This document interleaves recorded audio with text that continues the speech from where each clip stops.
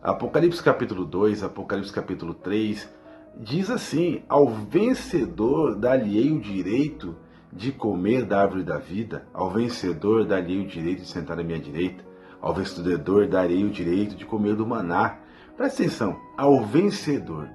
Se existe crente vencedor, porque assim, a Bíblia, pelo menos para dois tipos de pessoas, tem mensagem. Primeiro, a mensagem da salvação. A mensagem da salvação é para aqueles que ainda não são salvos. E eles precisam ouvir a palavra, a mensagem da salvação para serem salvos. Mas existe, biblicamente, uma palavra que é para o crente. E Apocalipse é uma palavra para o cristão, para o crente. E Jesus está falando ao vencedor. Quem é esse vencedor? Afinal de contas, ele já é crente. O vencedor é aquele que vence o pecado todos os dias. Vence a mentira, vence a prostituição, vence a inveja, vence tudo aquilo que desagrada a Deus. Ou seja, o vencedor é aquele que vence o pecado, eu darei a ele recompensas. É isso que o texto em Apocalipse está querendo falar para mim e para você. Agora, é obviamente que se existe vencedor, existe o derrotado. Pasmem vocês, mas é possível você ser um crente vencedor, como também é possível ser um crente derrotado.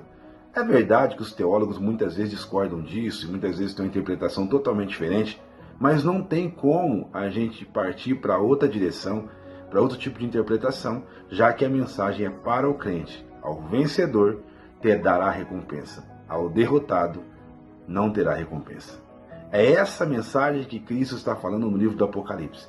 Durante muito tempo, nós invertemos ou misturamos, como se fosse uma salada de fruta, a palavra de Deus. Então nós temos que entender que existe sim evangelho a ser pregado para crente. O evangelho não é um livro pregado somente para quem não é cristão. Muito pelo contrário, a salvação se prega para quem não é crente. O reino de Deus se prega para o cristão. Como assim, pastor? Me explica isso direito. Sim, por quê? Porque reinar com Cristo está condicionado à regra de obedecer os princípios da palavra de Deus. Mas a salvação está condicionada a eu crer que Ele morreu na cruz do Calvário para que eu venha ser salvo. Isso é a única coisa que eu estou condicionado para ser salvo. Eu tenho que acreditar, eu tenho que crer que Jesus morreu na cruz do Calvário para poder me salvar. E isso, um preço foi pago pelo próprio Jesus. Então, eu não preciso ter esforço, mas a Bíblia diz que o reino de Deus é tomado pelo esforço. Você sabe que você precisa, então, se esforçar para reinar com Cristo. E isso é uma mensagem para aquele que já se converteu, pois a libertação é uma mensagem pregada para quem é crente e não para quem é descrente. Por quê? Porque quando você vem para Jesus, quando você se batiza, quando você aceita Cristo, você não é liberto de nada.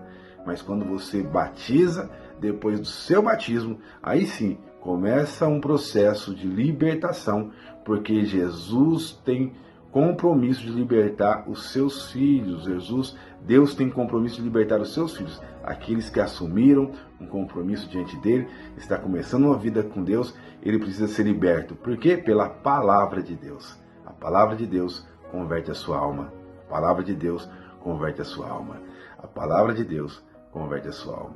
E o que converte o meu espírito? O Espírito Santo converte o seu espírito. E depois de tudo isso, por último, o seu corpo é transformado. Não há uma sequência diferente. E aí, o que você acha que você é? Crente vencedor ou crente derrotado? Se você tem alguma objeção, alguma opinião a respeito disso, deixa aqui embaixo o seu comentário. Então, pode deixar o seu comentário, pode se inscrever no canal, pode deixar o seu like, ou então possa nos seguir nas nossas redes sociais. Deus abençoe a todos, voltamos com mais vídeo Crente Vencedor.